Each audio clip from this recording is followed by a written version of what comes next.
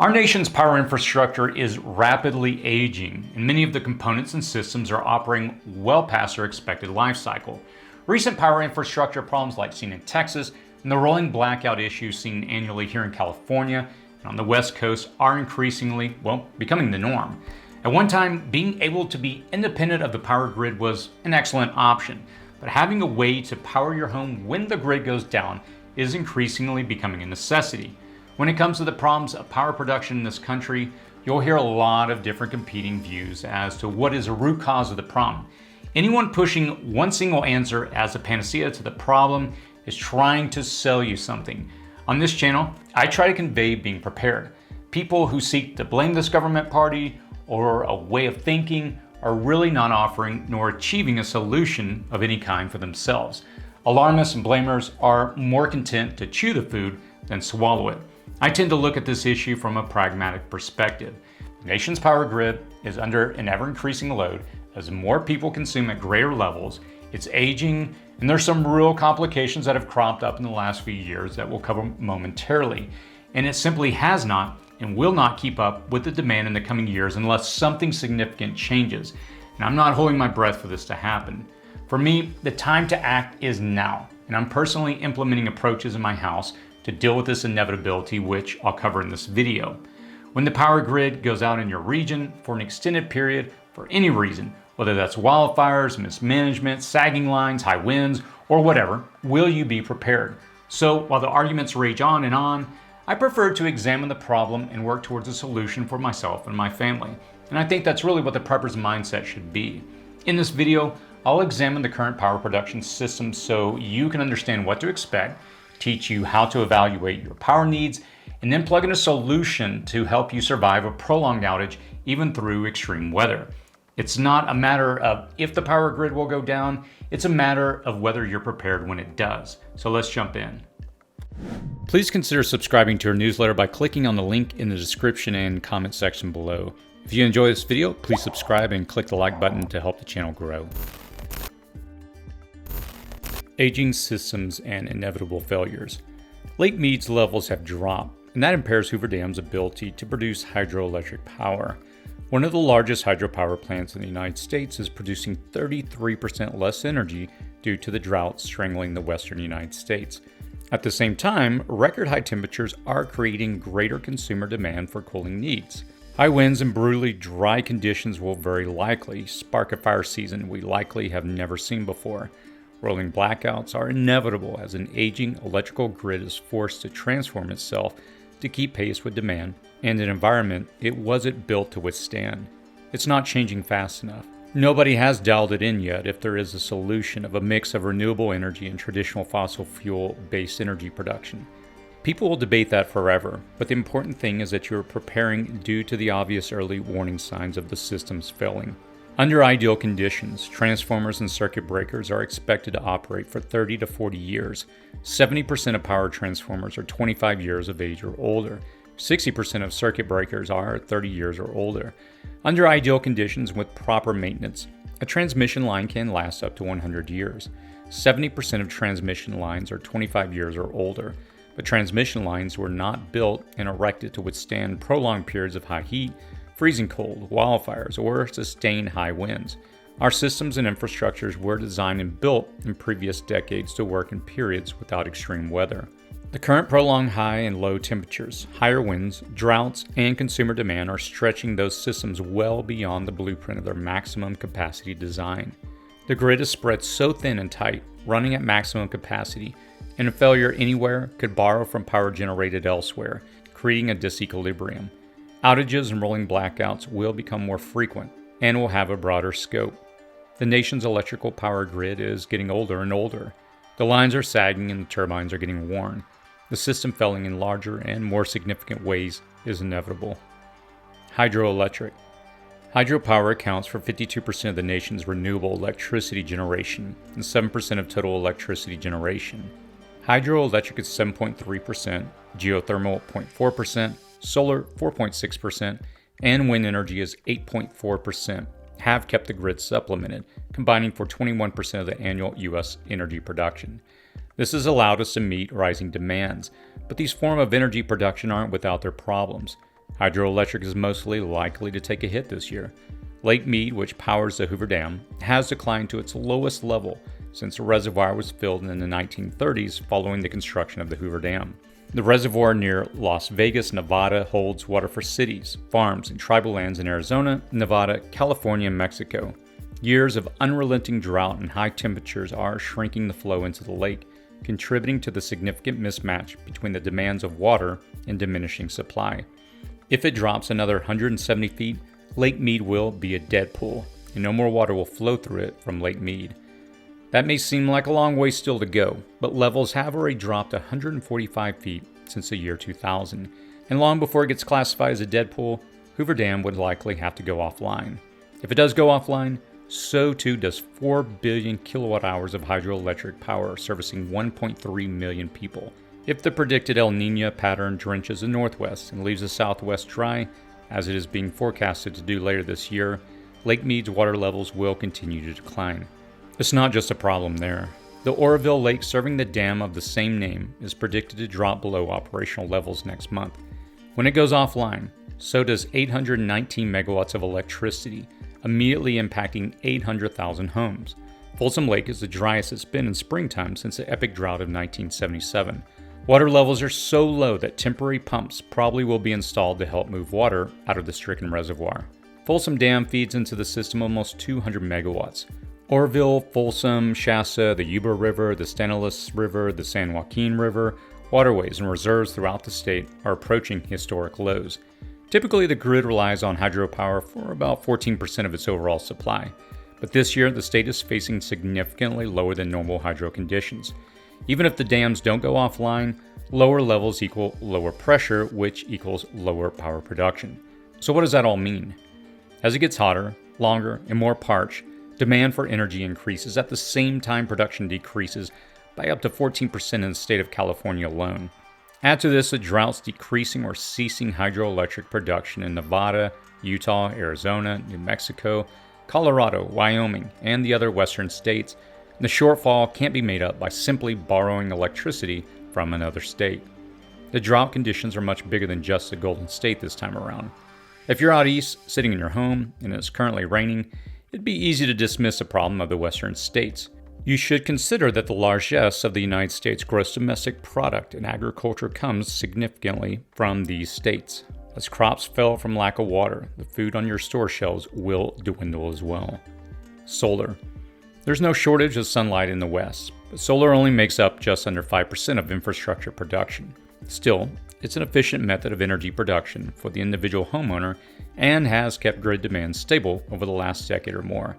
The average home in the United States uses 10,400 kilowatts of electricity per year.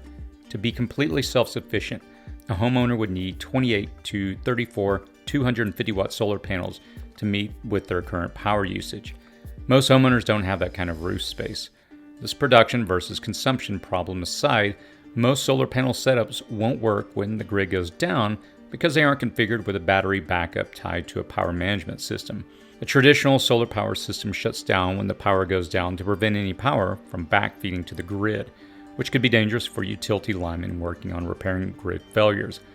If you already have solar, you should be looking into home battery solutions. If you don't have solar, you should only consider systems with some form of home battery solution, even when your budget is tight. A typical 1,000 to 1,500 kilowatt hour solar generator can be had for a little over $1,000, and it will greatly increase your capabilities and sustainability. So, while others debate solar as a renewable energy in the broad picture of things, you should leverage your piece of the sun to improve your prepping and ultimate survival. Calculate your solution.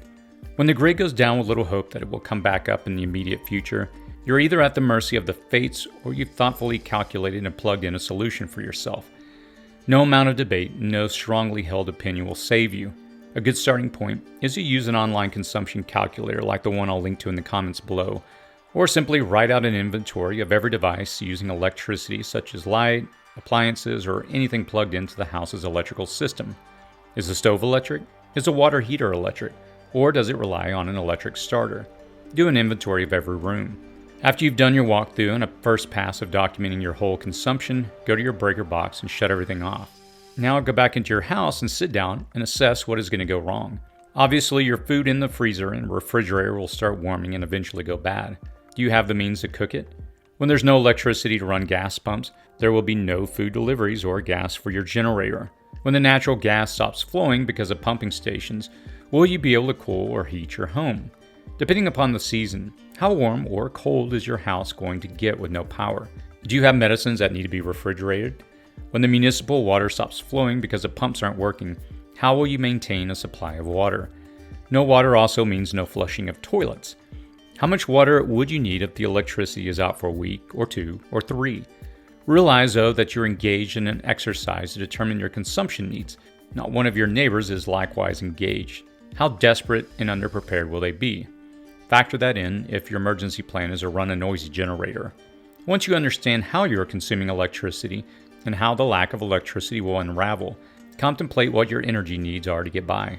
Consider everything on your list as powerless. What's the most important thing? Light, cooking, heating or cooling, communications and information? What's your plan for each?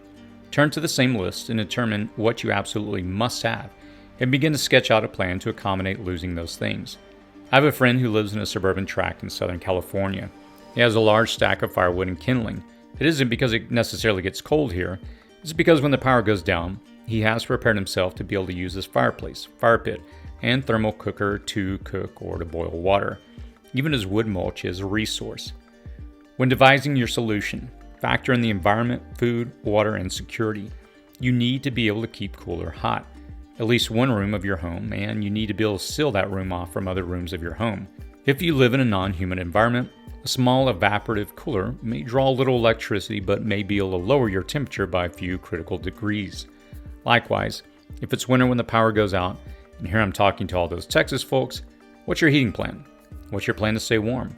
Maintaining a survivable environment without gas or electricity is a significant part of surviving an extended outage. Modern houses aren't built to maintain comfortable temperatures when the sun is blazing without an HVAC. Another consideration is your food plan. What will you be able to prepare? If you plan to pull out the camping stove, great, but how long will those canisters of propane last?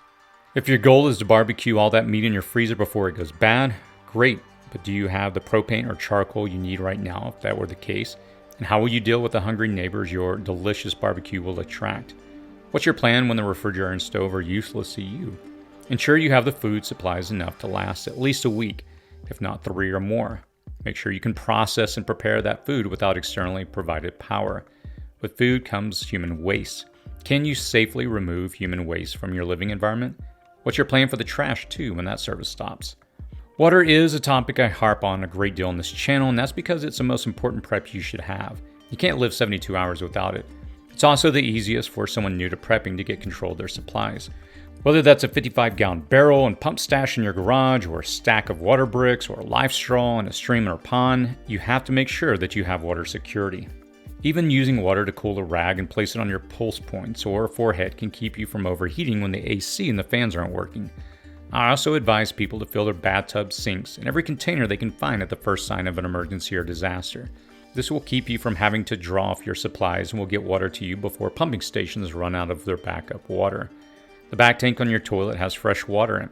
You can also draw 40 or so gallons of water from your water heater if you've looked at how to do that before the internet went down.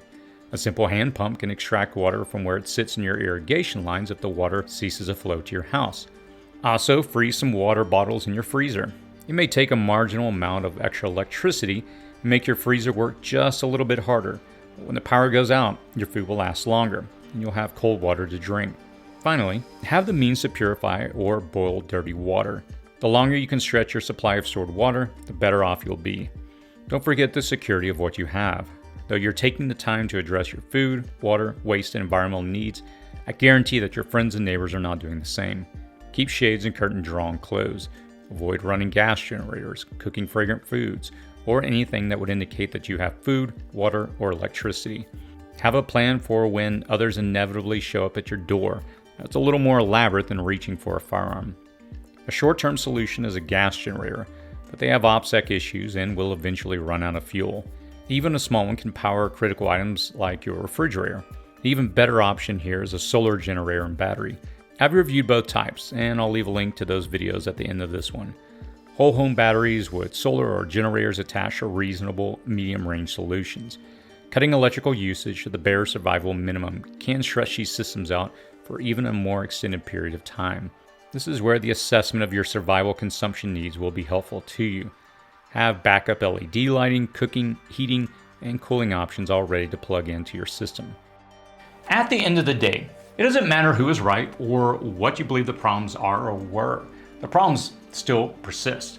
While no large-scale solution or a compromising equilibrium may ever be achieved, the problems will persist.